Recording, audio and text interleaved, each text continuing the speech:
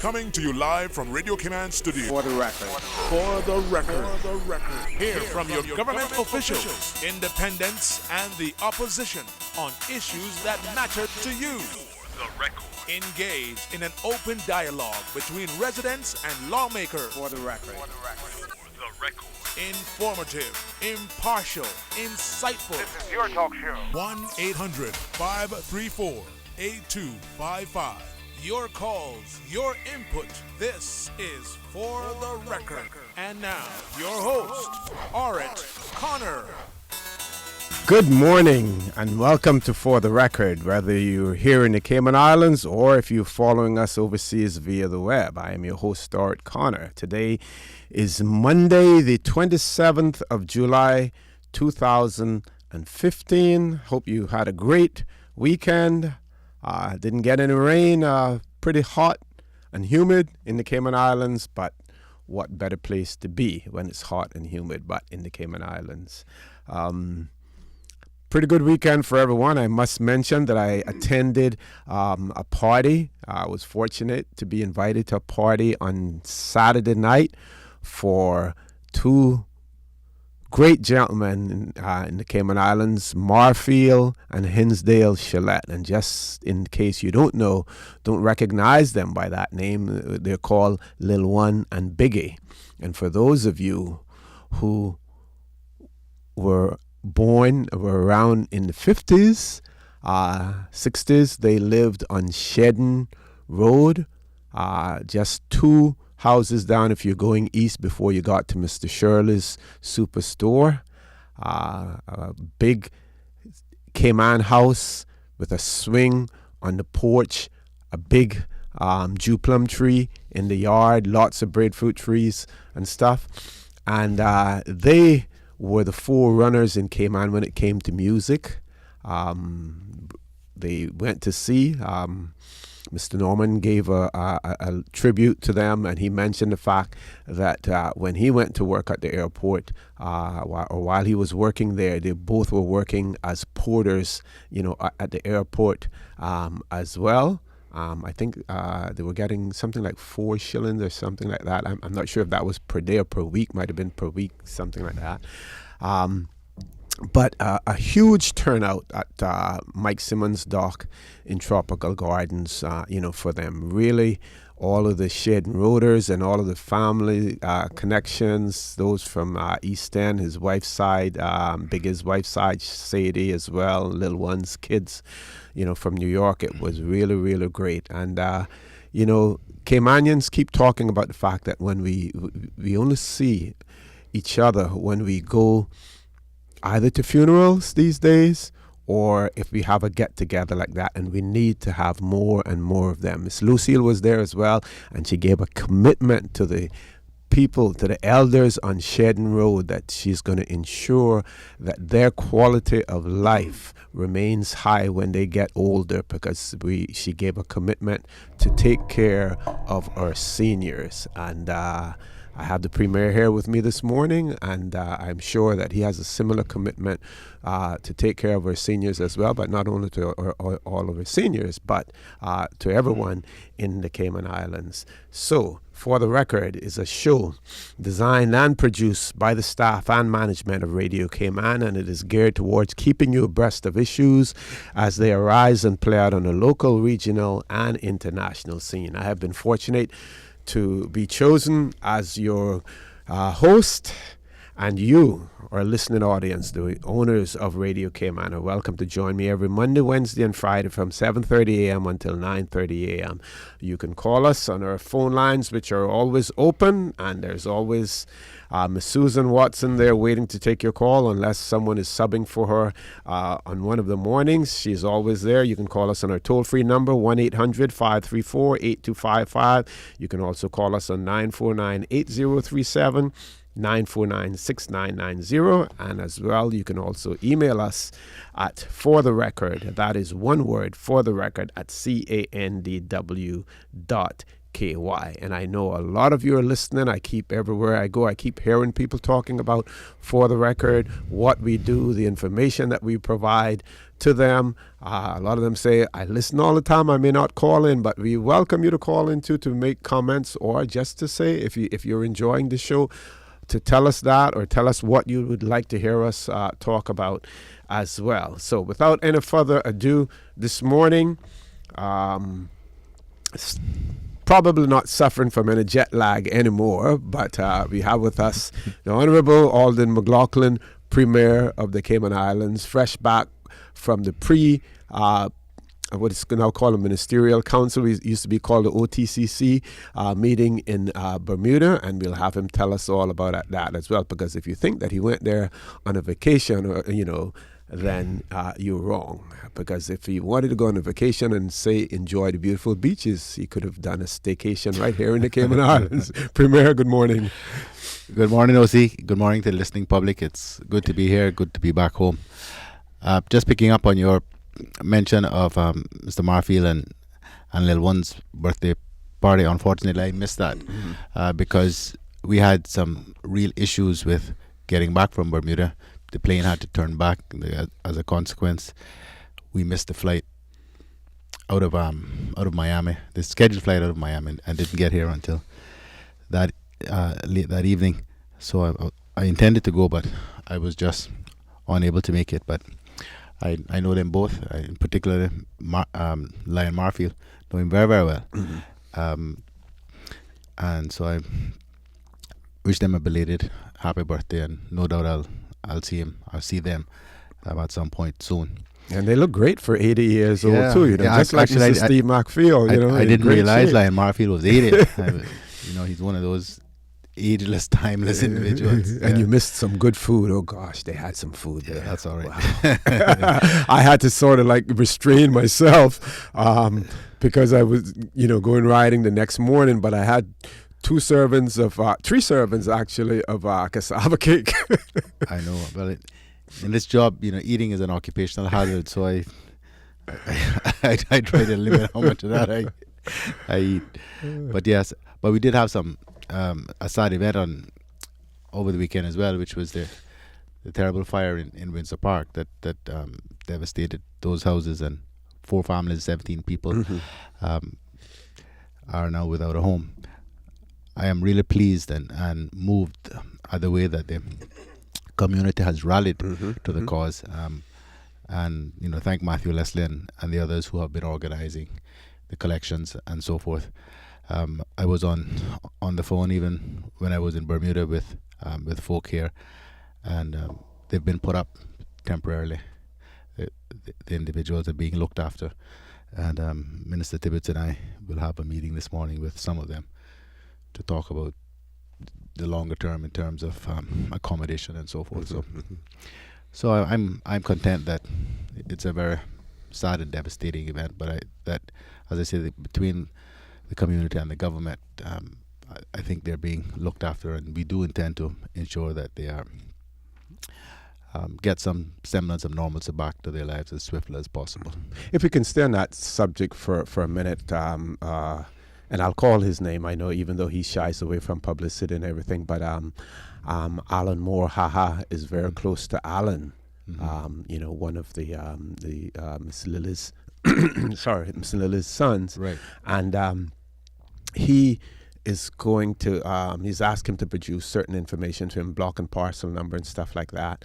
And he's going to reach out to some architects as well to see how quickly they can get some plans drawn up and stuff like that. And I think he's going to also approach the director of planning and probably the minister as well to see about how fees can be waived and stuff like that to progress things as quickly as possible. Because what's good about it also is that Alan himself is a pretty good builder, and with the momentum that we have now in terms of people, because sometimes people, these things will happen and there's a huge rush to assist, and then all of a sudden 2 weeks sort later of everybody forgets about it. Yeah. So I think we need to ride the wave now. Well, but I would ask Haha to get in contact with myself or Minister Tibbetts, Okay.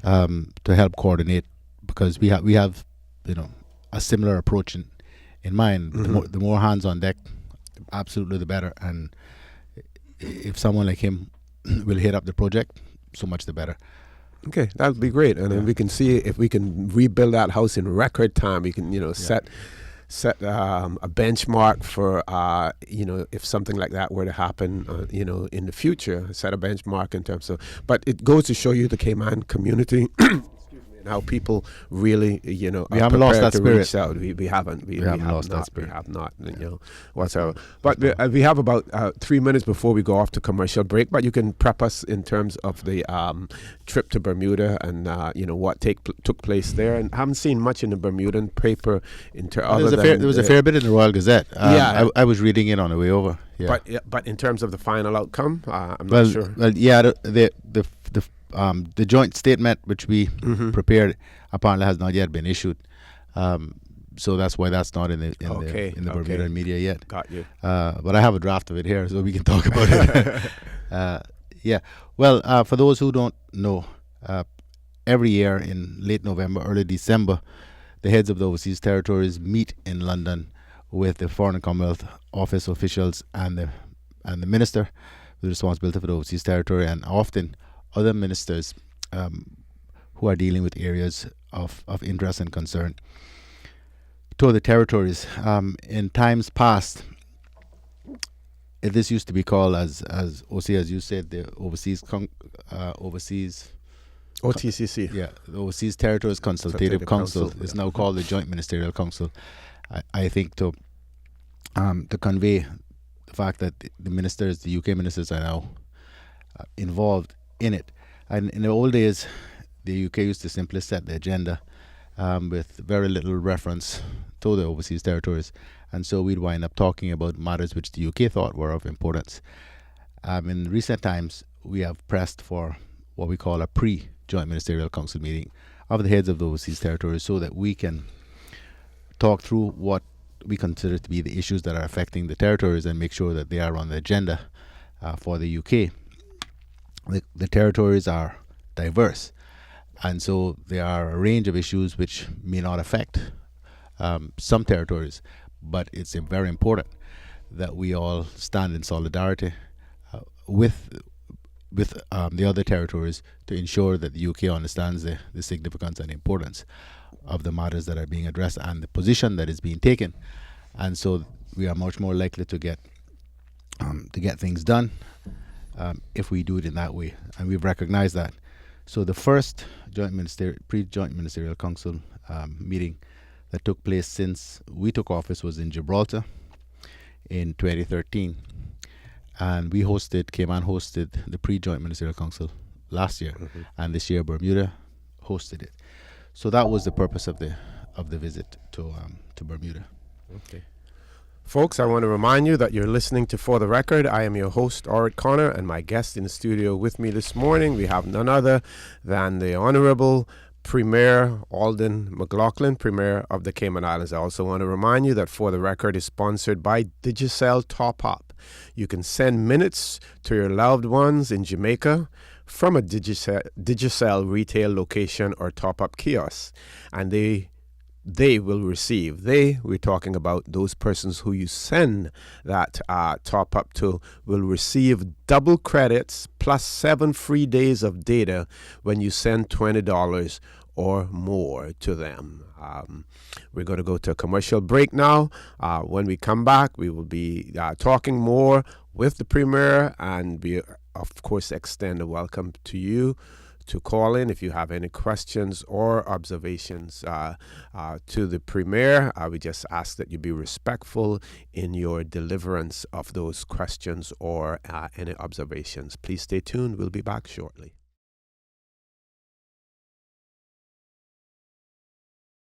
Good morning and welcome back to For the Record, where we have in the studio with us this morning the Honorable Alden McLaughlin, Premier of the Cayman Islands, recently back from Bermuda, where they had their pre-ministerial council meeting in advance of meetings that will take place in the UK. Is that in September or No, that's November? late November, early December. Okay. Right. Yeah. Because at one time, because of the winters and stuff like that, they were looking to sort of like move it away because you They end up haven't. with so many. They haven't. It's still the way it was when you were there. And if you can, just for benefit of our listening audience, all of the overseas territories always end up going to the UK. There are some persons who have advocated maybe we should have it in one of the overseas territories. Of course, the UK has always pointed out the disadvantage to that, where you may not then have sufficient access to as many ministers, because normally when that meeting takes place, there's also a parliament that is sitting in the UK, at the same time. Yeah. So that's why. I've considered this for quite some time, even from the days, the old OTCC days, when, although I was not the leader at the time, I attended most of those with Mr. Tibbetts or on the government's behalf. I think it's important that we do have these in London, where you do have access to the Foreign and Commonwealth Office officials and any other civil servants that you need, and access to the ministers. This time around, with the Conservative government having less than a comfortable majority, they are even more careful to ensure that they have their ministers close to Parliament. So there was a little talk about that again, but I think the way we're doing it now is the right way. Let the overseas territories have their own session to hammer out what they think the agenda should be in one of the territories, and then we all get together in London to push the agenda when we meet with the UK ministers and the FCO leaders some months later. So I think actually we've got the structure of it right now. The great challenge continues to be, obviously, to ensure that what we want is on the agenda, but also that the outcomes are what we want. We had, something of a disaster last year, or I think we averted disaster last year because, of course, the UK was really pushing the beneficial ownership issue, and for the territories to agree to having central registers with respect to the beneficial ownership of all legal entities, companies, so forth, in the various territories. And of course, certainly in Cayman, we had no mandate for that. This was considered to be an important issue, an important promise that David Cameron had made, and they were facing an election. And you know what politicians are like when they're facing an election. And I won't go into all the details, but it really, turned into quite a debacle at the end, because they were trying to force the overseas territories to agree to a communique saying that we were committing to the establishment of central registers. And so it's not just contrary to what some may think. It's not just a matter of going there, sitting down, and going through the motions and drinking tea. It can get quite rough at times. And so I think everybody is very cautious in the territories. The leaders of the territories is very cautious now about the issue, and are driving very hard to make sure that we set out clearly what our position is with respect to the key issues that are affecting the territories, or that we want addressed, and that we let the UK know in advance what those are.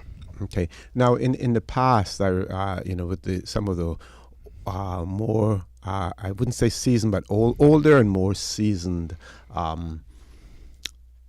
overseas territory leaders, the ministerial, I forgot what they call them now, the one-on-one that you have with the minister is usually the bilaterals. Bilaterals, yes, they're called bilaterals. Yeah, is an opportunity for you to sit privately with the minister for the overseas territories and discuss issues that you would, about your particular territory. Specific to your territory. Yes.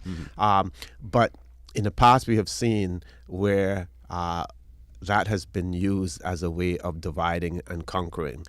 There are rumors, for instance, that when we had the savings tax directive, for instance, and I think Dawn Primarola, she was the, what was she then? Somewhere in the Treasury she was. And one of the overseas territories leaders has struck a deal, with her and had gotten, some real giveaways to their territory, as a result of sort of like getting them to agree on certain issues. While you're talking about things specific to your territory, undoubtedly other issues will come up as well in terms of some of the common things that the UK. The UK is going to continue to push their agenda. Exactly. That's the way it is. And how much resolve is there amongst the leaders of the overseas territories that you won't allow that to happen? Well, I think we have a very sound group of leaders now. Most of us have been around for a while. I know most of them fairly well now. I think it's really only the Premier of Montserrat that I don't, that is really new to me. I know all of the other players, and so it's like anything else. You build up a rapport over time, and you build up trust, hopefully. And I think we have a good, solid group of leaders, and I think we all understand that. It's fairly basic, but the more united we are on these issues, the greater the chance of success of us getting the position that we want to be adopted by the UK. Present in Bermuda were representatives of Anguilla, Bermuda, British Virgin Islands, the Falkland Islands, Gibraltar, Montserrat, and the Turks and Caicos Islands. Okay, and for instance, Montserrat, Anguilla, we had their new leader there, Victor Banks. How many other territories did we have new leaders? The Anguilla government is only 90 days old. Amazing election result, wiped out the entire government. There's no opposition. I'm not sure that's necessarily a good thing in terms of governance, but that's what the voters decided. And Montserrat has a relatively new government too. I think they've been in office now 6-7 months, something like that. British Virgin Islands, they just had recent elections, and the government was returned with an increased majority. My good friend Dr. Orlando Smith is the premier there. So three recently elected governments. In the case, as I say, of British Virgin Islands, they've returned the government, but the others they're both new governments. But I've known Victor Banks for a long time, from when he was Minister of Finance, probably three cycles ago, because he was in the opposition the last time round. So Victor wasn't actually in Bermuda, but he sent one of his senior ministers, whom I've known for a long time too. Because when I was Minister of Education, he was Minister of Education, and I'd met him before. So, there's some merit in being around for a while. It helps. It helps. Now, as far as the overseas territories minister is concerned, we saw, in the news that there's a new junior minister now. Is that a temporary situation while the substantive holder of the post recovers? Yes. What they've done is that the DFID minister has been assigned responsibility for the overseas territories. A fellow called Shaps. I've forgotten his first name. I don't know him at all. Minister James Duddridge, actually called me about 3 weeks ago, because I didn't make an announcement about it because it was a bit iffy, but he was to have come to Cayman some weeks ago for meetings with me and with the governor. But at the time, he was supposed to come on the Monday, and I think it was like the Wednesday or Thursday we got word that he wouldn't be able to come because there was some important vote in Parliament. And as I say, given the Slim majority. given the slim majority they have, he had been kept back. But he felt quite badly about that, and he arranged to call me. So he called me, and we discussed a range of issues, including the government budget. And he conveyed to me how very pleased he and the UK government are with the stewardship of the government finances by this administration, and how pleased he was that he was able to approve the budget, hopefully for the last time, on the first presentation. And we also discussed briefly the issue of beneficial ownership and the path down which the UK wants us to go. And he did say to me then that he was having some more health issues because he had been very gravely ill before the elections and had been out of office as well. And so I was surprised, but a bit surprised, but when we got notice that he actually has, temporarily resigned, is how they've termed it. Yeah. And so we'll have to deal, at least for the time being, with someone that at the moment I don't know anything about the gentleman. Folks, I want to remind you that you're listening to For the Record. I am your host, Stuart Connor. With me in the studio this morning, Honorable Alden McLaughlin, Premier of the Cayman Islands. We're going to the news. After the news, we'll be back. Welcome your calls, and we will be talking more. We'll mention beneficial ownership as well. We'll get into that conversation. Please stay tuned.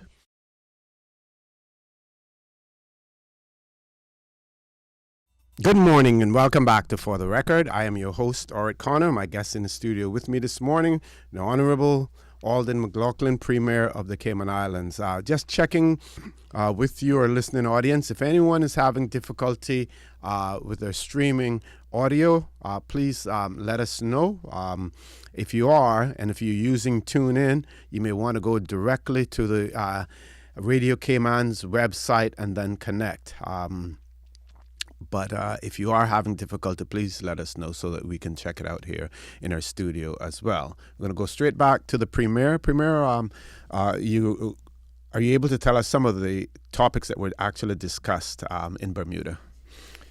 Yes, we talked about economic diversification and development, and in the various territories, and obviously each territory have their own set of issues. Building communities and strengthening families, good governance in international affairs, global standards of financial regulation, accountability, and transparency, and environmental sustainability. Those were really the themes. And, there was some degree of commonality really on a range of these issues. Obviously, all of the territories are looking to see how they can continue to build their economies, their communities, how we can diversify our economic base. Because I think if 2008, the global recession of 2008 did one thing for us, it all made us realize that being reliant on just one or two particular industries places us at considerable risk, especially when, in our case, the economy is based on tourism and financial services, both of which require significant inflow of revenue, from overseas, and require and therefore, whatever happens over there that impacts people's ability to spend money or willingness to spend money is going to have devastating impact on our economy. So those were the kinds of discussions that we had. Interestingly, in terms of Bermuda, I'd never been to Bermuda before. It is much smaller than Cayman is. Its population is 65,000, but I think it's only like 24 square miles compared to 72 for Grand Cayman and 100 square miles for the three islands combined.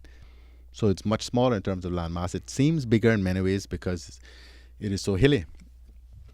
But I don't think I've ever seen a more beautiful and cleaner place that I've ever been. I searched up and down to find even one cigarette butt lying on the ground somewhere, and I never did. And I talked to the people there. I wasn't there very long, and I didn't have much chance to get outside the hotel because the meetings were all day, and then you had the, the sort of mandatory dinners. And was that at Hamilton Princess? No, we were at Tucker Point. Oh, okay. Rosewood at Tucker Point. Real exclusive area there. Yeah, very, very nice. Very, very nice. But everything was self-contained, So avoids having to bus people up and down. Right. We did have one dinner, the final dinner in the. We were only there 2 days, but that was at again one of the very old establishments there called Four Ways, which I think has been around since the 1700s as a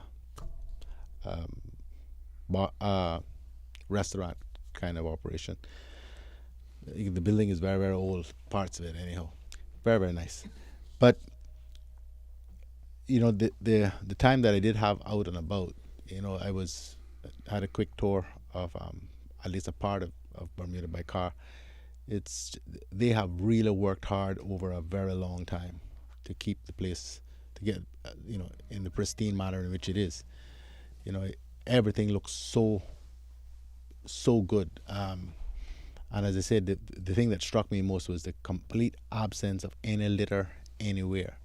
And as talking to people there, it is as much a cultural thing, perhaps more so a cultural thing than an enforcement issue, which I think is a great distinction here. Cayman doesn't look bad by any means, and certainly by standards, in most places, Cayman is extraordinarily clean, the streets and so forth.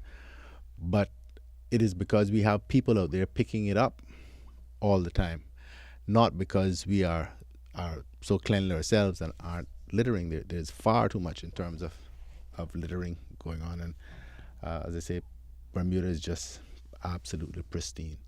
But that's a bit of an aside.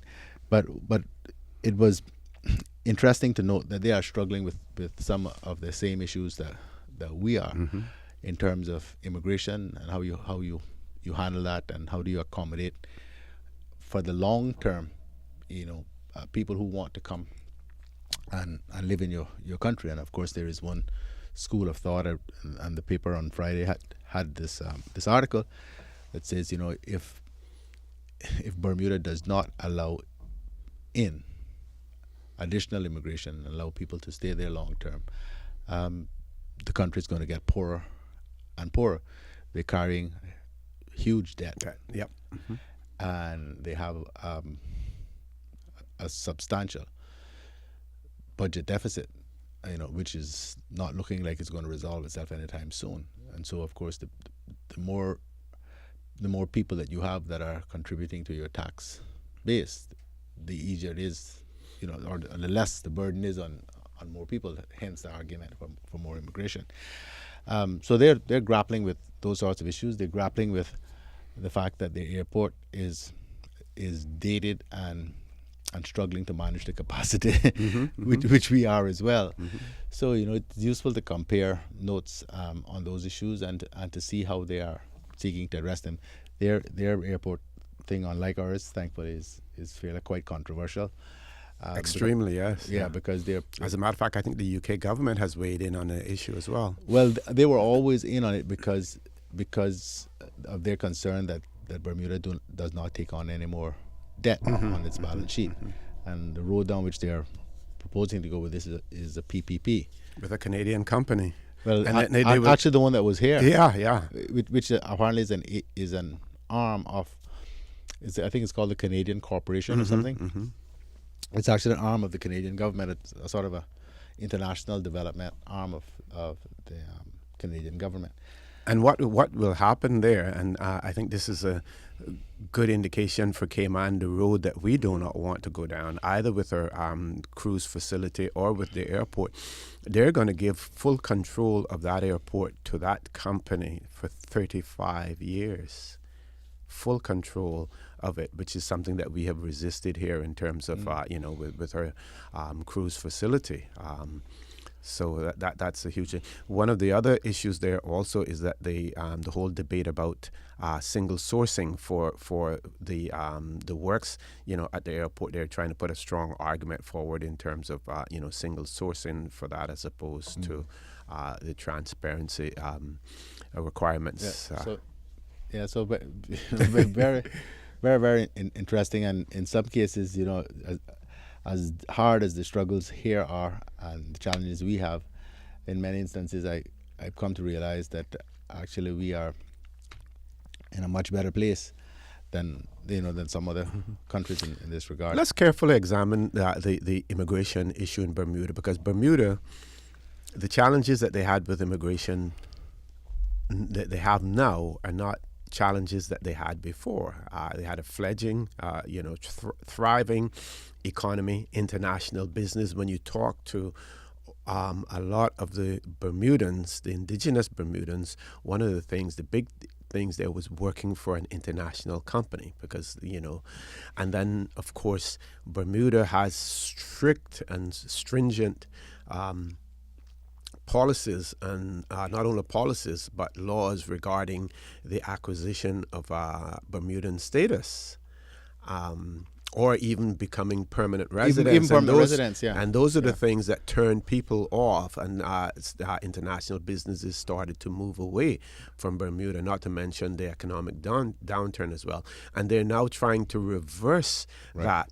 Because, for instance, and you will recall this as well, because we were all on the immigration review team, that when we looked at business staffing plans and things of that nature, those are things that we sort of like copied from Bermuda. But we didn't necessarily take them to the extreme, or term limits, for instance. We didn't take them to the extremes that Bermuda did. Right. Which we modified them significantly, and we've subsequently modified them some more. Right. Right, and we've increased our term limit to 9 years as an instance, and we've put in place a procedure which is quite transparent, where people know what it is that they have to do to get permanent residence, or to qualify to get permanent residence. And once you're on that path, once you get permanent residence, then there's a clearly defined path ultimately to Caymanian status, or the right to be Caymanian, as it's now called under the law. They didn't have those things in Bermuda, but I mean, and this is by no means. I didn't have chance for any sort of comprehensive survey, but just chatting with Bermudians, a few Bermudians here and there, their great concern, which I can see, is their land mass is significantly smaller than Cayman. I mean, Cayman has large areas of undeveloped land. I mean, that will probably be undeveloped for another couple of 100 years, parts of it. Bermuda doesn't have that. I mean, Bermuda has been settled for a long time, and there is very little in terms of undeveloped land, except the land that they have carefully kept, in its pristine state for one reason or another. So, what the few that I spoke to were saying to me is that, we don't want Bermuda to become overcrowded and overpopulated, and therefore if we are too lax with our immigration policy, we believe that the quality of life that we enjoy and the beauty of our Bermuda will be spoiled. So they've got that against the challenges that you recognize, which is that they don't have the degree of international business that they once had, and they're battling to build back their tourism business, because they had a significant number of closures of properties and so forth. And as one of the MPs said to me, we don't get the snowbirds like you do, because Bermuda is really not a tropical island; it's a subtropical island, and it does get quite cool here in the winter. In the winter, and indeed, I was surprised to see some houses with chimneys, which indicates they have a fireplace. But anyway, very interesting. I was only there for 2 days, so I hardly could qualify as an expert on Bermuda matters. But I was just reflecting on my sort of first impressions. Yes, I was fortunate to spend a month there when I was preparing myself to become chief immigration officer. I spent a month there working, shadowing their chief immigration officer. So I got a lot of insight into Bermuda. Lots of friends over there as well. 2 callers. Let's go to the phone lines. First caller. Caller, good morning. Welcome to For the Record. Yes, good morning, Mr. O'Connor. Good morning to Honorable Premier. Good morning, Mr. Orrit. How are you? Good morning, sir. Okay. Yeah, I have a good friend from Bermuda that I went to school with in Asheville, North Carolina from 1983 to 1985. His name was Zach Moniz. And Yeah, that sounds like a nice Portuguese name. yeah, wanted to ask the Premier if you had the opportunity to see how Bermuda were dealing with their waste management. No, I didn't. I just didn't have the time. I drove swiftly by the facility, but I only had for the entire island tour I had an hour and a half, so I really didn't have a chance to stop. I didn't stop anywhere really. I just was just a quick sightsee. I didn't get to do that until we closed the meetings, which were about 3:00 that afternoon, and then we had the dinner at 6, and we had to leave by 5. So I didn't have very much time at all. So, Carl, I think that is located in an area called Tynes Bay. I think it is something like that. Yeah, and of course they also have what I hate to call it this, but they also have a dump. In addition to a processing area. Well, they described it to me as a landfill. Landfill, yes. I didn't see it, so I can't tell you whether it's one or the other.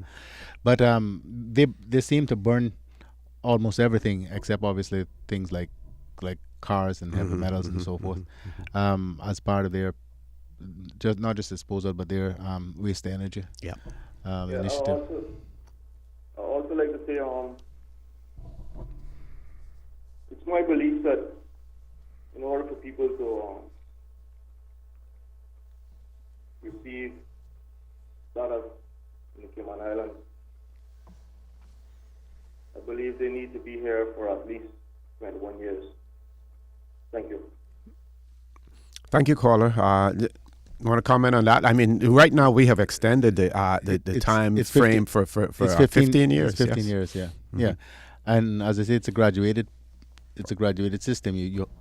You come in, and under the system as we have now amended it, adjusted it, anyone who's here for 8 years is entitled to apply, but you've got to meet the criteria to be able to get permanent residence. Once you get permanent residence, then assuming you keep your nose clean and don't get in any difficulties, you should qualify to get Caymanian status once you've done 15 years.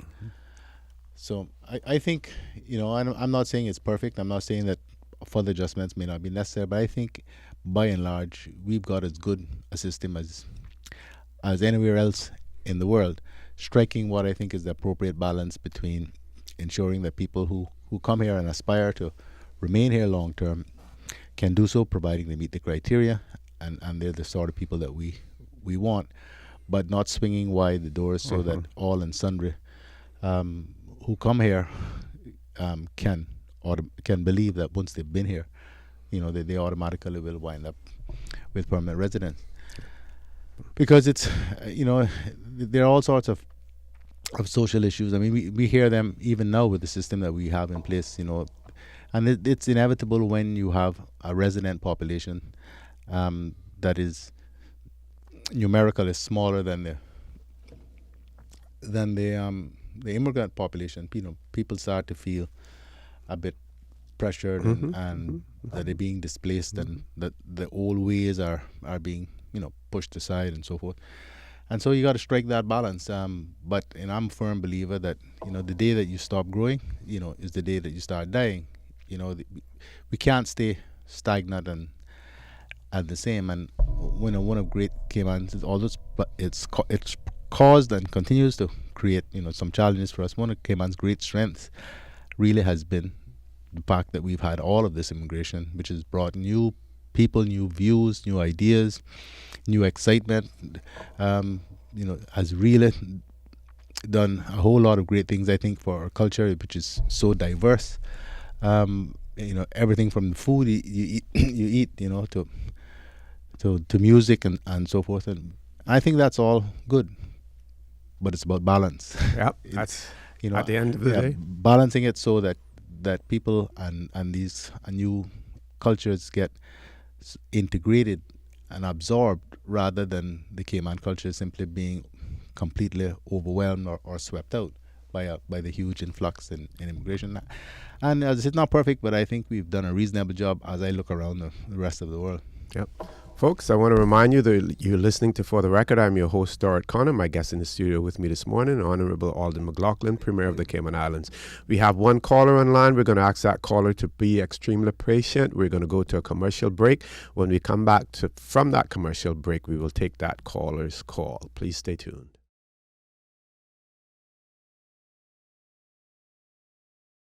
Good morning and welcome back to For the Record. We're going straight to the phone lines. Two callers online. First caller, good morning. Welcome to For the Record. Thanks for being so patient. Good morning, Mr. O'Connor. Good morning. Good morning, Amjad. Mr. McLaughlin. Good morning, Mr. Amjad. I hear you've been telling stories on the other talk show. You should perhaps just check with and make sure you get the facts right before you launch attacks about people not caring about these poor folk who had their house burned down. The reality is that I was off island. I didn't get back until Saturday night. Minister Marco Archer is off the island. Councillor Vincent Connolly is off the island. Councillor Joey Hugh went and visited with the people. Minister Kurt Tibbetts has spoken to them, and he and I have a meeting set up with them for this morning. We have made sure that they have had access to proper accommodations, and we are doing our very best to deal with the issue. So I just wish you would check with someone before you make the allegations that someone has just sent me a message about. So I'm glad you called the talk show so we could clear that. This talk show so we could clear that up. Yeah, you see, Mr. Premier, I think the duty of your government is look after the people. And that's what we're doing, sir. And I think, in this case, just in this weekend was Mr. Matthew Leslie, who organized a fundraising, is not any member of your government. And the people who was in there, not even one of your government members did visit or did come. That is not true. Did you not just listen to me? I told you, and I'm positive of this, because even though I was in Bermuda and in Miami, I was in constant contact about this. Councillor Joey Hugh visited the family. 3 of us were off island, and 2 of them are still off island. I've just explained that to you. Councillor Hugh met with them. Minister Tibbetts and I will be meeting with representatives of the family when I am through here this morning to talk about housing. We have made arrangements. They have been put in accommodation since the event. The Department of Children and Family Services, through Minister Borden, even though he is off the island, has been looking after the people. So please do not try to create the impression that the government does not care and that the government has not been doing things. I do applaud Matthew Leslie for doing what he can to rally the community. That is a separate matter. And Matthew's on the line as well, so right. We're going to talk to him soon. But the government has been doing and will continue to do everything it can through its various agencies to make sure that these people are well looked after and that we get them back permanent accommodation. It is a case of the private sector and the community doing its part, but government is certainly not trying to avoid doing its part, and we have been. I have a question here, please. Go right ahead. The government have 100 million super plus. Are the government willing to give $50,000 for this family to rebuild their home? Just $50,000. Mr. Amjad, I am not prepared to have that discussion with you. We will meet with the family and we will work this thing through. Okay. I hope that you will do what you can to also help these people and do something more than simply castigating the government, because the government is certainly doing its part. What have you done, sir? Yeah, I know that I done my part, which I don't want to say in the What we don't want you to do though is to try to drive a wedge and use this for any political purpose whatsoever. Do not use the misfortune of these families to try for political gain. Do not do that. I am not here using any political gain. I don't know those people. Maybe the BPM supporter even. I don't matter for me. Is what is matter for me, those family to have a home, a decent home, and they have a decent. And you have heard the premier said what he has said in relation to that. Now, what you can do is sit back and watch and see what happens. And if it doesn't happen, then you will have grounds to complain. Let's go to the next caller. Caller, good morning. Welcome to For the Record. Morning, OC. Morning. Morning, Matthew. How are you? I heard you were gossiping about me. Morning, Matthew. How are you? I'm good, sir. Thanks so much for giving a shout out to that family. I mean, for your last caller, I mean, just to correct, I mean, I've been out there since the night of the fire. I mean, I was up for 28 hours straight. I mean, I can say, Councillor Hughes been out there. Minister Bawden's been in touch with me. I know he's with the Special Olympics team. Yeah. And he's been helping to coordinate some of the stuff with me. We've all been involved, even if we weren't directly in contact with the people. I promise you, we have what we call the CI government chat, and nothing happens in Cayman that doesn't come to me. Sometimes I wish they wouldn't contact me about every little thing, but they do. And so, you know, from the moment that the announcement about this happened, you know, I was aware, even though I was in Bermuda, that they said this occurred, and the government has mobilized, and the government agencies, Department of Children and Family Service and others, have been doing their part. I know. I mean, special thanks to Roydell, your director there for DEH. He was out there almost all day yesterday with us, coordinating the cleanup and everything, because, you know, he had to make sure that his men were up to open the dump and everything, and those guys took time out of their day, which is their day off, to open up the place to allow IWC there to get all the grapple trucks and the containers, you know, loading off and clearing up the site. So that was really appreciative of the DEH. So. And it really is a disservice to the huge efforts that are made by not just the politicians or representatives, but the broader community and the civil service. You know, when Amjad will come on and without checking any facts, you know, launch into attacks and allegations about government not doing this and government not doing that. You know, there are a whole lot of very hard-working civil servants who rallied to the cause to do what they needed to do over the weekend. And as I said, what has really moved me immensely, Matthew, is, I mean, your initiative, but definitely, but the way that the community itself has rallied around to help these people. Oh, this reminds me of and so the last thing we need now is Amjad or somebody else like him just trying to score political points by attacking government. We need to continue to work together and help these people. You know, that's what we need to do. I totally agree. I mean, right now, the word Cayman kind was probably the most used word this weekend. And I mean, Cayman kind, it starts at home, and it came from everyone, Caymanians, expats. I mean, everyone bonded. You would think Hurricane Ivan hit this island the way everyone responded. I mean, it was hundreds of people. I mean, I saw fire officers and police officers coming to the brewery on Saturday, dropping off stuff. Other civil servants that I know from, I mean, even people from your office and everything was coming and dropping off stuff. I mean, the outpouring of love was just crazy. Yeah. And I mean, you know, people are offering to assist with supplies. That's Cayman at its best, you know. We saw that this weekend. And I mean, you know, I know that the government's going to do their best to assist and whatnot. No, we're gonna sort this out. I just I'm disappointed really that Amjad would seize on this as an opportunity to just try to make something political out of it. I mean, these are people who are in dire need, and the whole community is trying to unify and come together and help. And we just don't need troublemakers like him ruining it. Really, we don't.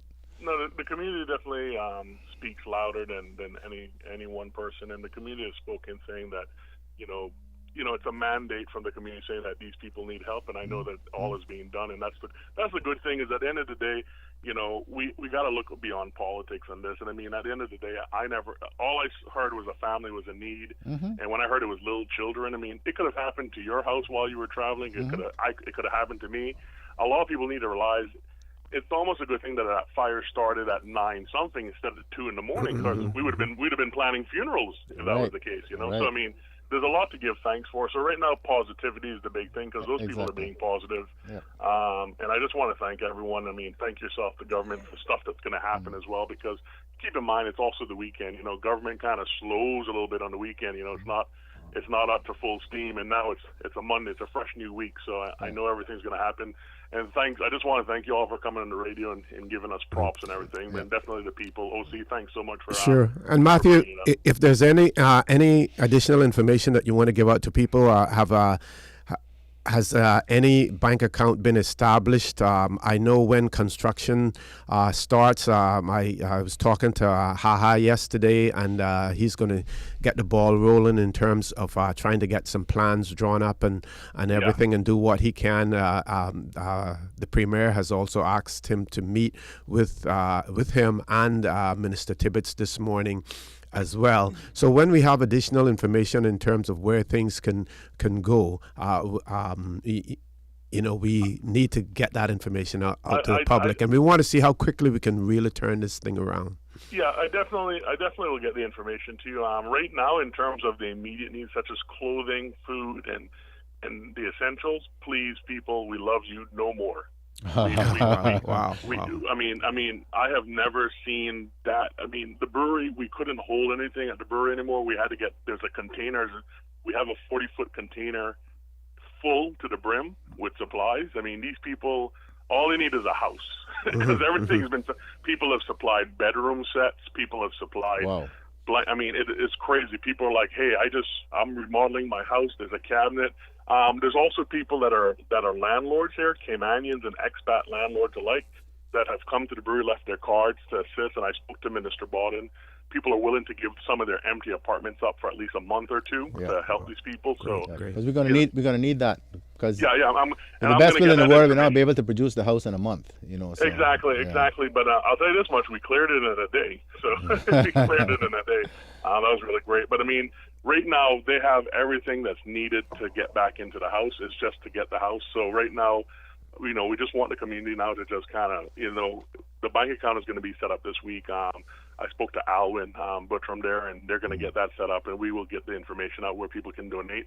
Whatever cash has come in this weekend, the brewery has matched it dollar for dollar, so we're going to get that counted out today and give them the initial amount to put in the bank and everything, and we take it from there. So. Right. Excellent. Thank you very much, Matthew, for that, and continue with your good work as well, please. All right, thanks a lot, and thanks to everyone for your support. And Matthew, you have my number if there's anything you need. Yes, sir. No problem. Right. Thank you very much. Okay. Folks, I want to remind you that you're listening to For the Record. I am your host, Art Connor. My guest in the studio with me this morning, Honorable Alden McLaughlin, Premier of the Cayman Islands. Please stay tuned. We're going to a commercial break. When we come back, the conversation will continue.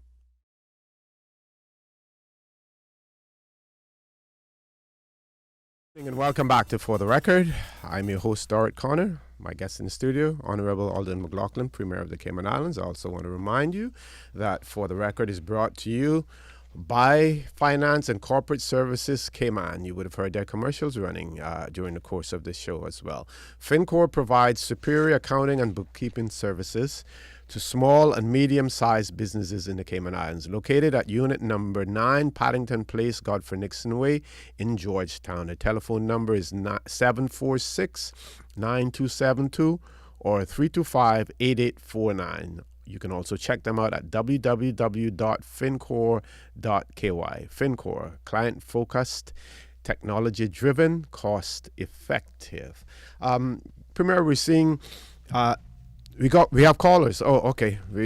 I wanted to talk about these money transfer businesses and whether or not what we're seeing in the press and what is being said, whether or not that is the case, or can we drill deeper down to see if it has anything to do with compliance and all of the other and whether or not some of these financial institutions are coming under pressure from international organizations as well. But hopefully, if we can't get to that, we will schedule another show for that. Let's go to the first caller. Caller, good morning. Welcome to For the Record. Good morning, gentlemen. Number one from the block. Morning, number one. How are you? Good morning, sir. Oh, listen to it quite clear. I'll the next time you go in and I love the trip out there, why don't you call me, man? Give me out. Send the plane, drop cross you and pick me up. You want to go to Bermuda or what? Yes, I'll go with you. I would go with you quite clearly, man. I could stay for the whole week. Okay. Wouldn't be no problem. I'll go hold you to that. All right, sir. All right, I got 3 more things for you. Okay. No, wait. First of all, I want to say congratulations to the Cayman public for helping those people that where the fire destroyed the place. Yes, absolutely marvelous. Okay, I said congratulations to everyone that helped. I don't care where you're from. Okay, that's me. And 2 more things I want to put to you. Will you please get a new garbage truck for the brat? And please put that government channel here, sir. Oh, you mean the TV, CIG TV? Yes, sir. Okay, well, we're looking to do some different things with CIG TV. We're just waiting to get this final report back. I keep getting promised it week after week, but I hope we get it shortly so we can move ahead with those. You need a new garbage truck? Yes, sir. That second-hand one that's staying here, she's broken down too. She can soon go too. All right, I will check into what the situation is. You get a brand new one like all them 5 brand new one you had down there. Stay one up here. We can keep the other one in reserve, make her before in case anything happens. Well, I don't just go and buy things like that. You know, we get recommendations from the department, and then we see what we can do in terms of the budget. So I will hear what they have to say. Number one, would you recommend diverting some of the funds from the road projects to the garbage truck, to buying a garbage truck? Which road? Substantial amount of money is in the budget for road improvements and stuff like that over there. Cayman? No, in Cayman Brac. Well, I never heard that. Okay, well there is. We'll get those figures for you on Wednesday. Let you know how much, and then maybe we can look at diverting some of that and then buying a garbage truck. Yeah, or we can put some good sidewalks up here. That would be very good. Okay. Good sidewalks. Okay, you all have a good day. I'm not going to torment your body no more, okay? Thanks, number one. Thank you very much. All right. Next caller. Caller, good morning. Welcome to For the Record. Good morning, Mr. O.C. Good morning. How are you? Mr. Alvin, how are you? Good morning. I am all right. How are you doing? I'm great. Glad that you made it back home safely. All right. I just have one comment that...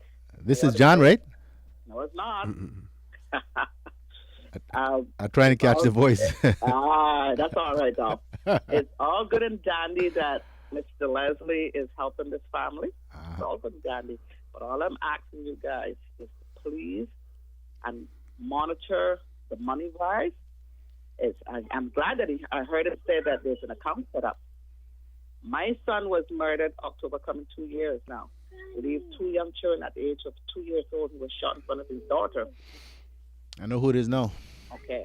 Mr. Leslie was collecting money on the behalf, saying he was Caller, if I could caution you there, if you can just generalize but not get into any personal details. You've mentioned the fact that monitoring is important, and I think that is certainly the case. Monitoring is important, and to make sure that the structures are in place in terms of who, if there's an account that is set up, who signs on that account, the terms and conditions under which money should come out of that account, because people should have justifiable reasons for wanting money. Let's say if it's to buy equipment, materials, or whatever, or someone has to go to a doctor or whatever, but someone to administer it as well. But I ask you not to get into too personal.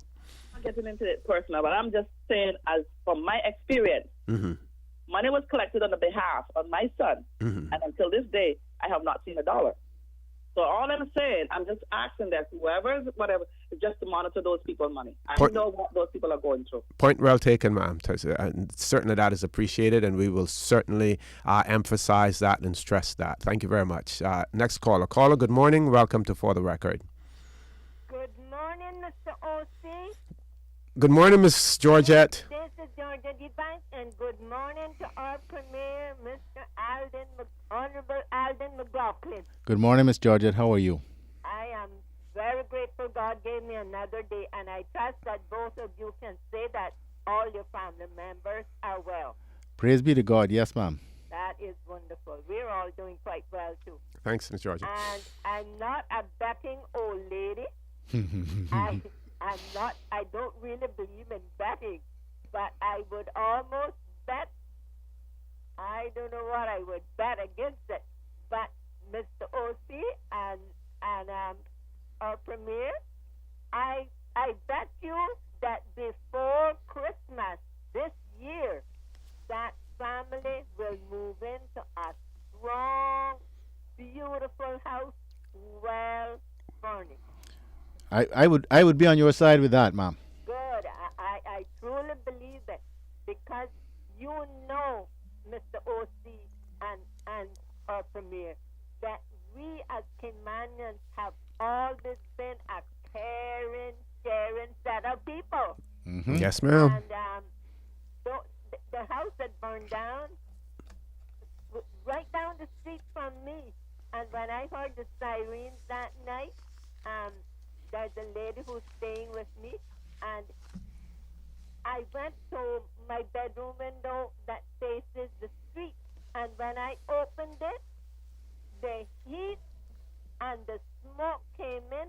It was like I was standing right there because it's just a few houses down the road from me. Mm-hmm. And I am so very thankful to God that nobody was injured and that they have a surplus of clothing and food by all I've been hearing. And God continue to bless Mr. Leslie and all the other people who have contributed. And I don't think that, I would call his name, that man that's calling and trying to, I would say, maybe stir up some trouble. I don't think he or anyone else has to worry about the way the money will be handled. So let's all get down and do everything we can to help that family. And I know we will. I have great confidence in the people of our island. May God bless you all, and thank you for all the time you gave me. Well said, Miss Georgette. Thank you very much. Thank you very much, Miss Georgette. Talking about speed as well, we have seen, especially the Baptist people, I remember they were building a church on Walker's Road. Yeah, they brought in and those teams after, from the after a States. few weekends, they had that knocked out, and it was right there. Yeah.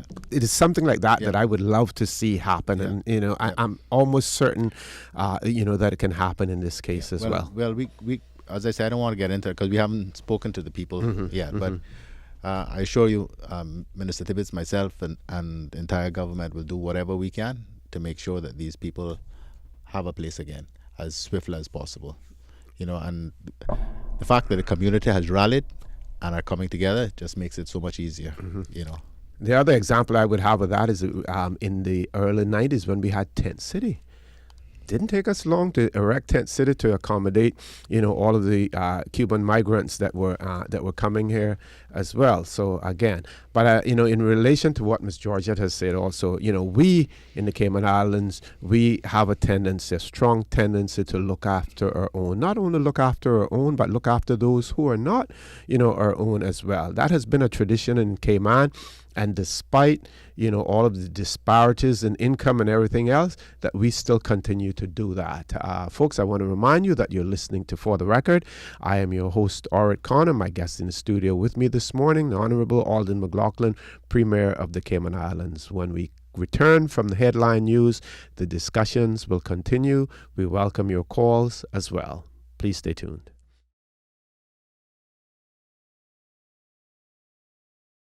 Good morning and welcome back to For the Record.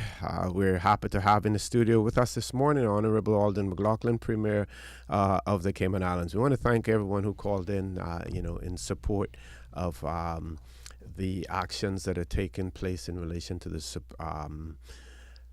support given to the family who unfortunately suffered a devastating loss Yeah, the over Hurricane the and Buckham weekend family, in terms of the fire. And again, want you to continue to listen, follow the news in terms of what you can do, when you can do it, where you can do it, as well. And you've heard the Premier's commitment that government will be behind this whole thing, as well. And there are certainly capable people, within government.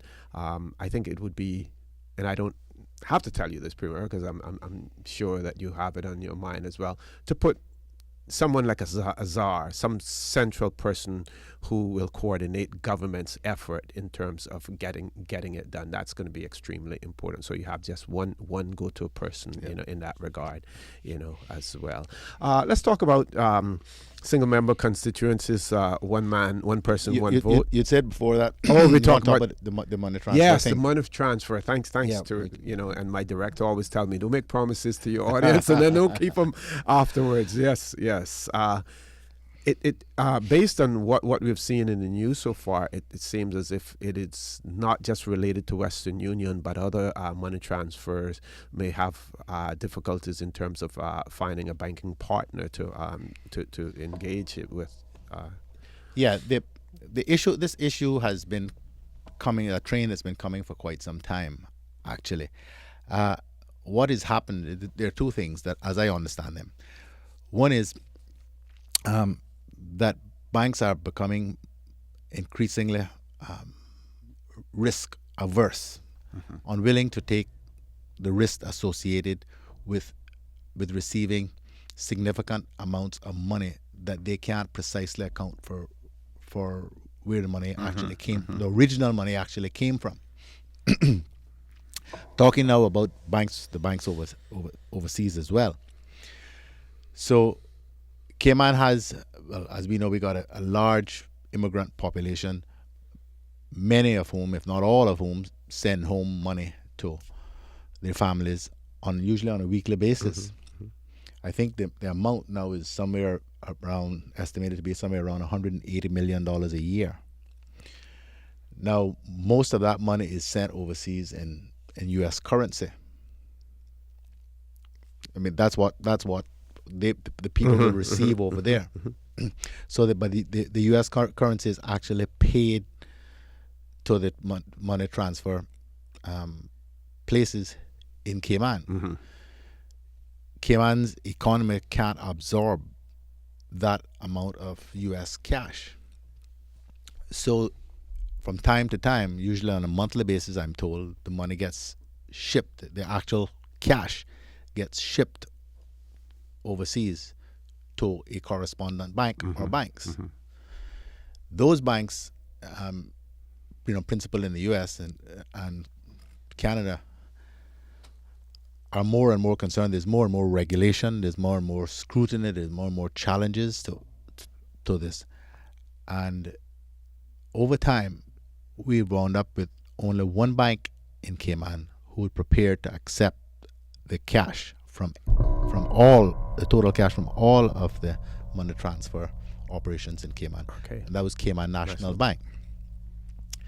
Now, recently, Cayman National Bank has been served with notice by their correspondent bank, Bank of America, saying initially that they would not accept.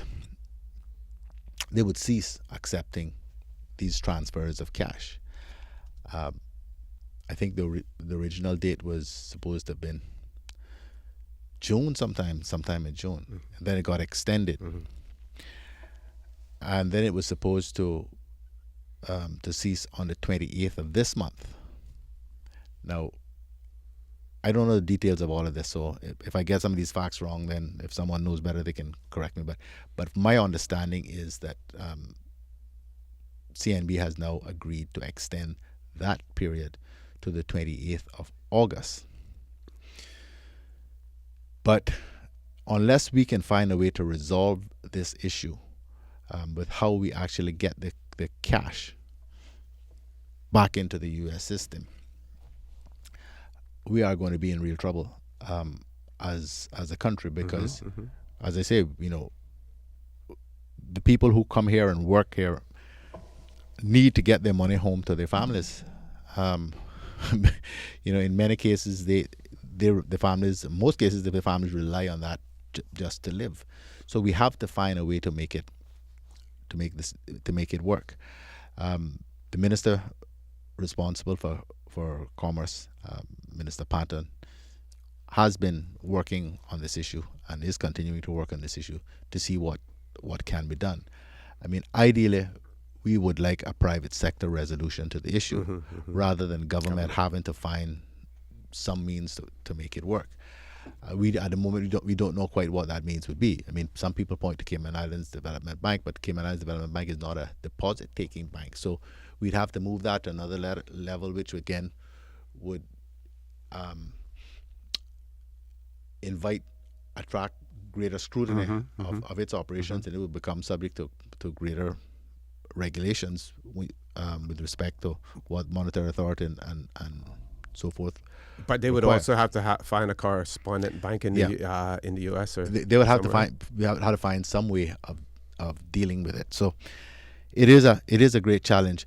The Western Union Fidelity took a business decision against this backdrop of all that I've just said, and from what I understand, I've essentially said, listen, the return on this is not worth the risk and the challenges that we are facing. So we cease that operation. But obviously, it is one thing for the commercial entities, the private sector entities, to say, listen, this is just not good business. We ain't doing it anymore. But from a government perspective, we can't take that approach. I mean, if let's push this out some months.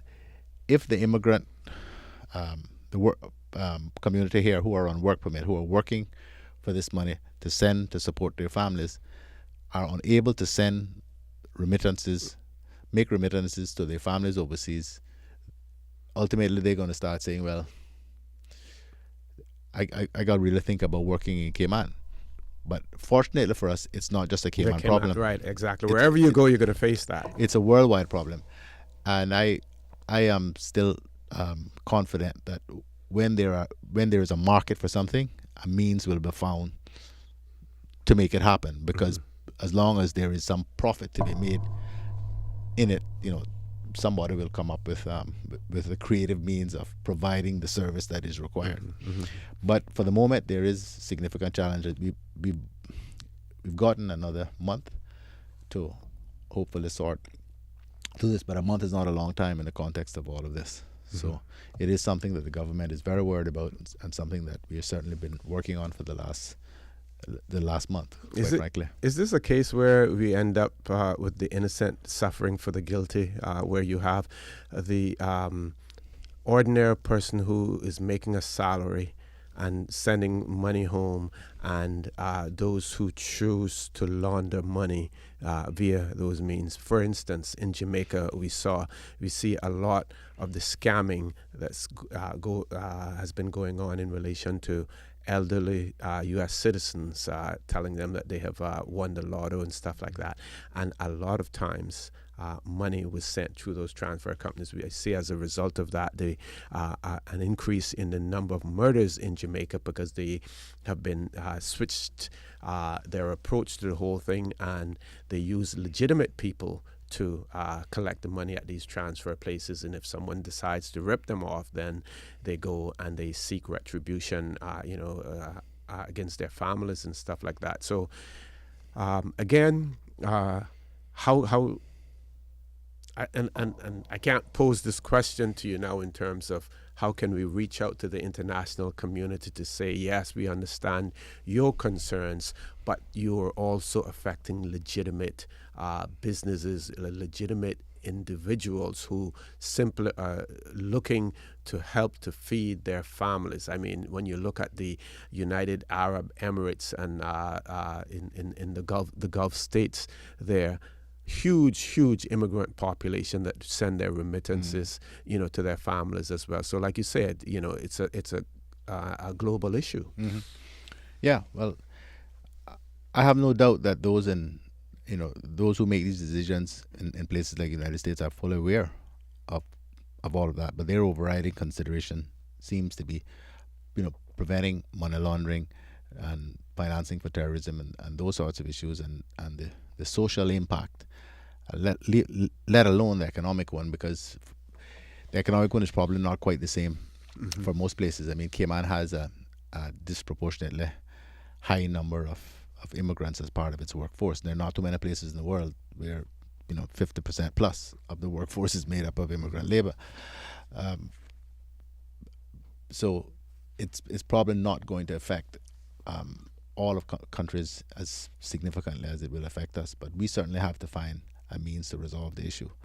And I'm hopeful that between the private sector and government working together, we can find that means. We must find that means, really. Yeah. And of course, the U.S. has a huge immigrant population as well. Do we know whether or not the same standards are being applied, in the U.S.? Probably not. But as I say, the issue for us is if there didn't have to be a physical cash exchange, we wouldn't run into this problem.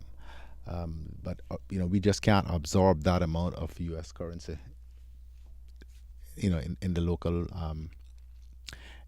local economy. So we have to physically ship it overseas. That's where the problem is. Yeah. If it were simply a paper transfer, then of course it would be a different matter. Okay. Folks, I want to remind you that you're listening to For the Record. I am your host, Orit Connor. My guest in the studio with me this morning, Honorable Alden McLaughlin, Premier of the Cayman Islands, fresh back from his trip to Bermuda with the pre-ministerial council meeting. We're going to go to a commercial break now. When we come back, we'll talk a little bit about single-member constituencies, one person, one vote, and the expected report from the Electoral Boundary Commission. Please stay tuned.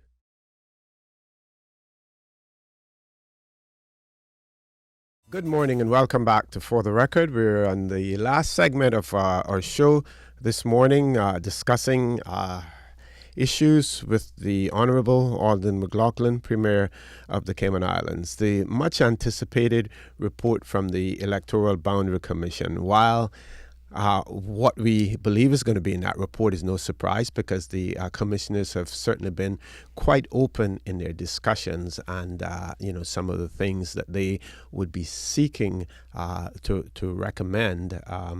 And in speaking to Mr. McPhail by phone on Friday, his indications are that they want to get that report, to the governor and to the legislature as quickly as possible. We have seen efforts by those who oppose single-member constituencies and one person, one vote to garner enough signatures to force a people's-initiated referendum on the issue again as well. And while I'm sure that the government is strategizing in terms of what their response and their approach will be to it, and I don't expect you to reveal everything to us on For the Record, but certainly at least some timetable for events to take place. Well, let me say this, O.C. This issue has been around for so long. It has always been the position of my party that single-member constituencies and the concept of one person, one vote is something that Cayman should move to. When we were developing the Constitution, which took 9 years, as you well know, for us to get to, we proposed from then that it actually be part of the Constitution. That got negotiated out. The actual inclusion of it in the Constitution got negotiated out by the UDP during the process, which culminated in the referendum in May of 2009, right, when the Constitution was adopted. But our position has always been that that's what we should move to. We put the commitment in our manifesto this time around, and that is the road down which we have gone. There were some bumps along the way. There were some issues between us and the members from East End and North Side, because they wanted it done more swiftly than the government thought it should do, because when we took office, we really had some major issues to grapple with, the economy, unemployment, the state of government finances, all of those things we thought, the relationship with the UK, all those things we thought needed to get priority. But it was not a question of resolve. There was some debate among us, and indeed there will continue to be some debate among us about whether or not Cayman wouldn't be better off with a system such as they have now in TCI and BVI, where you have what I call a hybrid system of a number of at-large constituencies where a limited number of people get elected on a national basis, and then you have everybody gets to vote for them, and then you have your representative for your constituency.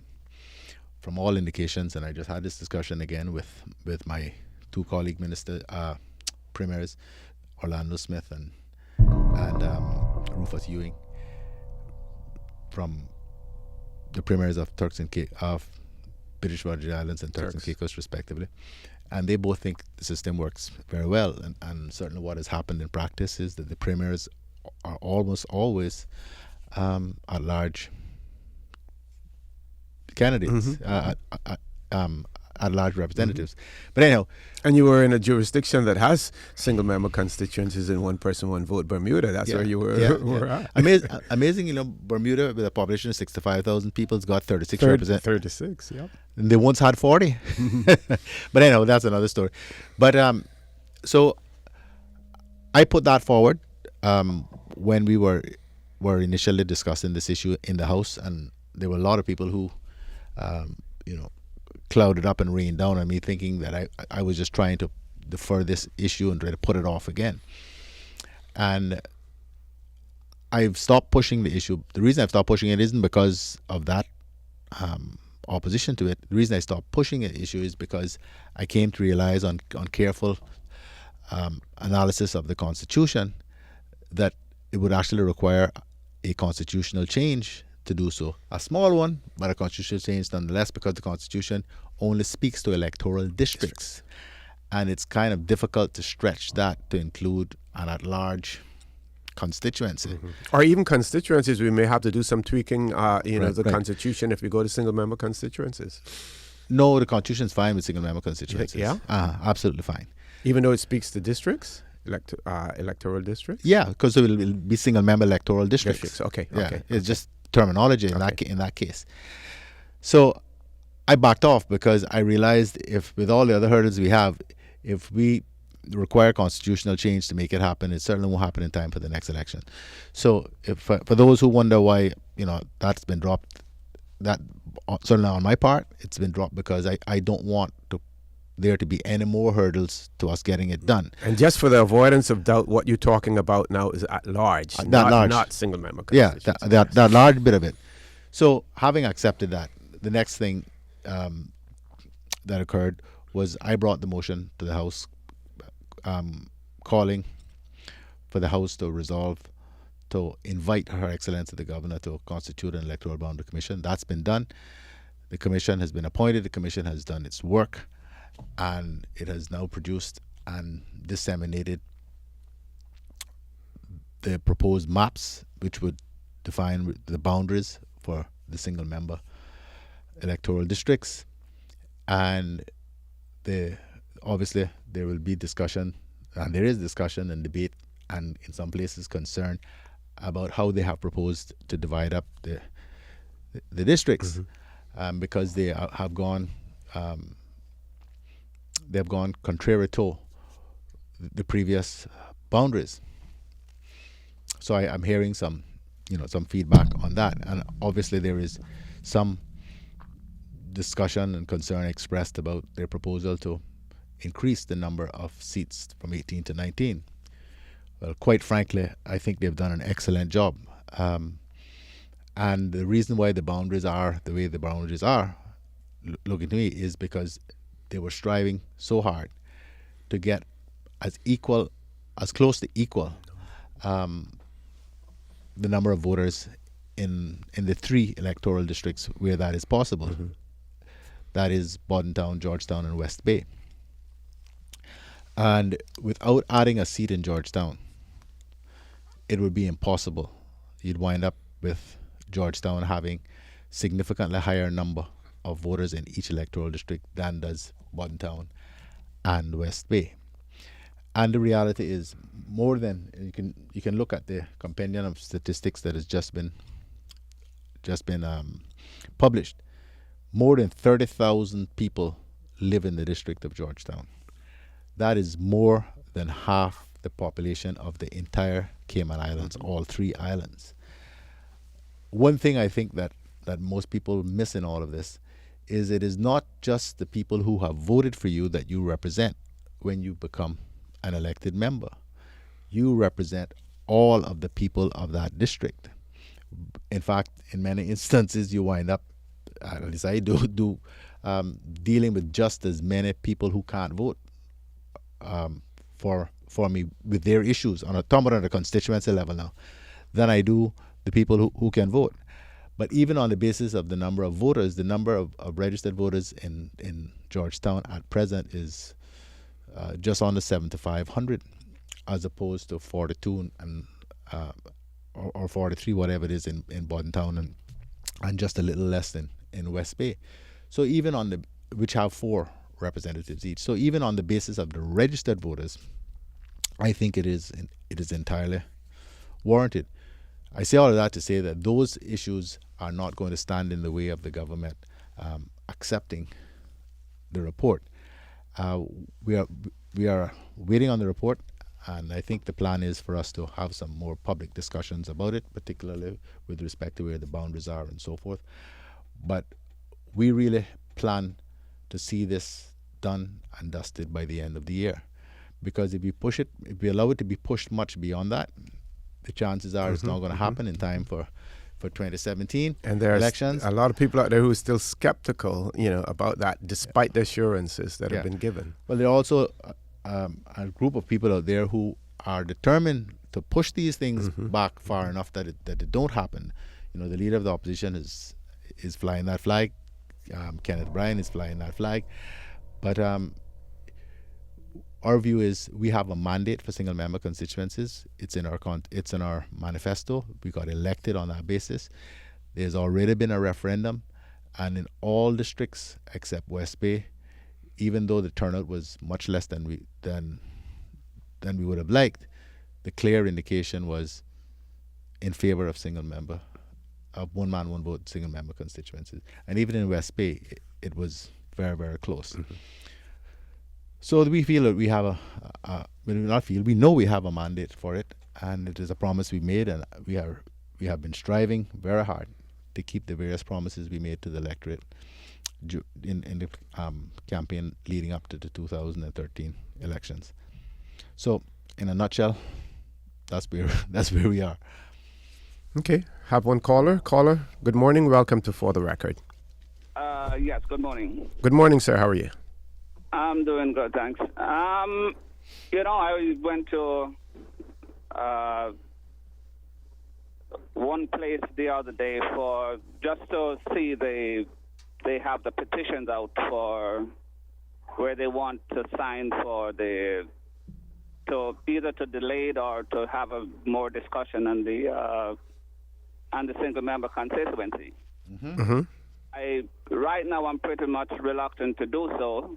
And the reason why for that, I would rather to hear a better discussion, probably someone from the government side and someone otherwise, and your program to give the public a more wider view and this, because majority of the discussion that you hear is merely from the opposition. Now, I would like to hear a much broader conversation based on this with the government and from the opposition side, so the discussion goes on. Because if you're only going to hear one side says this and the other side says that, now it's going to pretty much be controversial. So I am hoping in the long run, so it goes on, we can have, and the district meeting goes on, you can hear from both the opposition in these meetings and also the government members. Thank you. Thank you very much, caller. I think that is a good point. Yeah, though the proponents of single member constituencies and one person, one vote, despite the wide acceptance of it need to keep the conversation, on the table as well, so that if you have someone who's riding the fence, sitting on the fence, not knowing which direction to go, that you at least have that opportunity to sway them in your direction. Yeah, I think the opportunity will present itself now when we get the actual report and we go on the road again. But I try to keep my ear fairly close to the ground, and from all of my understanding, the movement, if I may call it that, to try to stop the single member constituency, one person, one vote initiative from going through is really not gaining any traction. And I am confident they're not even going to begin to get near the number of people that they were hoping for to be able to trigger another referendum. Okay. But that does not mean that we ought to not continue to have the discussion that the caller just now referred to, and I'm more than happy to facilitate that and participate in it. But I think we're supposed to get the report at the end of this month, so so maybe sometime next month we can do that, because the government certainly wants to get on with the issue. Certainly. We had one person who didn't call in, but they were inquiring about the refuse garbage pickup and wanted to know when we're going to go back to 2 days as opposed to one, because garbage is being built up. I and flies and stuff. I live in an area where garbage is picked up once per week, and I'm quite happy with once per week. I know that on Thursdays they're going to come into my area.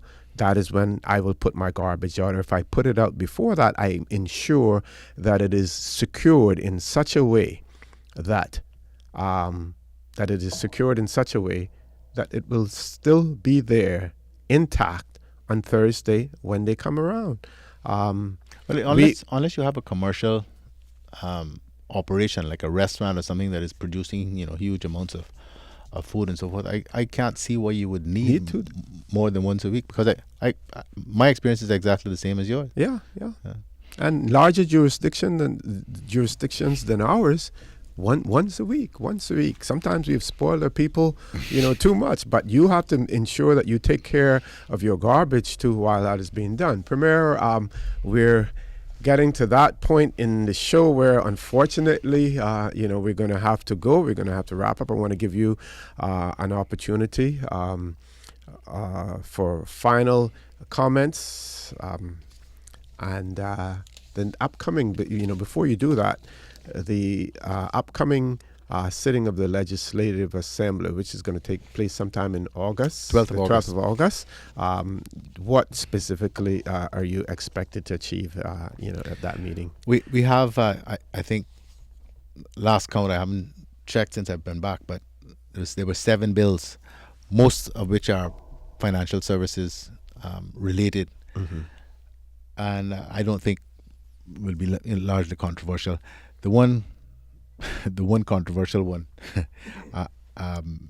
it's always been controversial, are the proposed amendments to the Builders Law. The Builders Law was passed but never brought into effect because of concerns expressed about parts of it. So we are proposing to get that through at this meeting as well. Make for some interesting debate, but I think it is high time that we get to a situation where the construction industry is properly regulated. Lord knows we have spent enough time since we have taken office in consultation with the construction industry, which includes not just the carpenters, contractors, and so forth, but all the sub trades as well.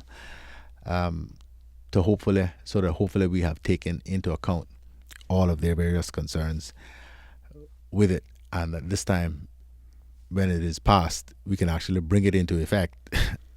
It's been passed for quite some time now, so that the concerns of the contractors themselves about people who are completely unqualified going out there and underbidding them and then doing substandard work can be addressed, and on the part of the consumer, that the consumers can have confidence that when they hire somebody to do a particular job, that they have the competence to be and integrity to be able to carry it through. and that you're not, hiring some kind of shoemaker to build a house. And we have heard stories of people where they've gotten contractors and they get advances and stuff, and they end up running off with people's money, and work never gets done. And that's money that people have borrowed from banks, and as a result have to repay. Yeah.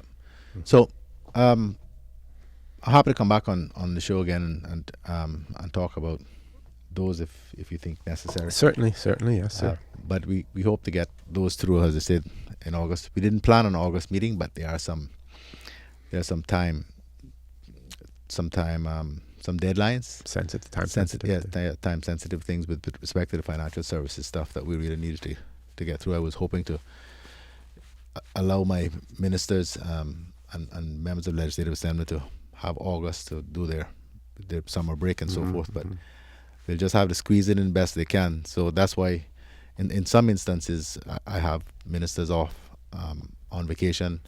Minister Borden is traveling on government business. I omitted when I was talking earlier to say that Councillor Roy McTaggart, the other Georgetown rep, was actually with me in Bermuda. Okay. Because it was financial services stuff. I took him along with me. So and I think Minister Rivers is going to be traveling as well. So we got people in and out as everybody tries to get in their little summer break with their children or whatever the case may be. Well, it's certainly, if they want to get through quickly in the LA, less talking and more action. Yeah. So I am hoping myself to squeeze a week, although I'm not going away. I'll go up by my farm and spend a little time on a bicycle. I was hoping to get you up in South Carolina in those mountains. Yeah, well, we'll see. But the first week in August, really before the house starts on the 12th. So. Okay. Well, Premier, again, want to thank you for making yourself available. I'm sure that our listening audience have been extremely appreciative of you getting on here, talking to them, you getting it from the proverbial horse's mouth when you're hearing it from the Premier. Folks, I want to remind you that you've been listening to For the Record. I have been your host, Orrit Connor, and my guest in the studio with me this morning was the Honorable Alden McLaughlin, Premier of the Cayman Islands. I also want to thank our sponsors. First sponsor, Digicel. And of course, we were sponsored by Digicel Top Up. You can send minutes to your loved ones in Jamaica from a Digicel retail location or Top Up kiosk, and they will receive double credits plus 7 free days of data when you send $20 or more. And of course, For the Record would not also be possible without the sponsorship of FinCor, Finance and Corporate Services Cayman. FinCor provides superior accounting and bookkeeping services to small and medium-sized businesses. They are located at Unit Number 9 in Paddington Place on Godfrey Nixon Way in Georgetown. Their telephone number is 746-9272 or 325-8849. You can also email them at www.fincor.KY. I want to remind you, they are also, FinCor, are client-focused, technology-driven, and cost-effective. I want to also remind you that we are our brothers and our sisters' keepers. There is always someone out there who is less fortunate than we are, and I ask you to extend a helping hand to them. If you can't do that or don't want to do that, then you should donate to a worthy charity. We should consider that those who need, not necessarily those who want. And we know that there are families that are in need now. The Buttram and the Hurlston family, they are in need. We have seen the overwhelming response by the people of the Cayman Islands to their tragedy. We ask you to continue to follow the developments. And once proper structures are in place for financial or other contributions to be received, please do that as well. That may also involve free labor, donating your time and labor when the construction phase begins. And I extend the challenge out there to all involved, including the government. Let's get this house rebuilt in record time. I say to you, continue to listen to Radio Cayman. Join Sterling Dwayne Ebanks at 12 noon for Talk Today on your favorite radio station. Have a blessed day. Stay safe, and God bless. Thank you for listening. Informative, impartial, insightful. This is your talk show. 1-800-534-8255. Your calls, your input. This is For the Record.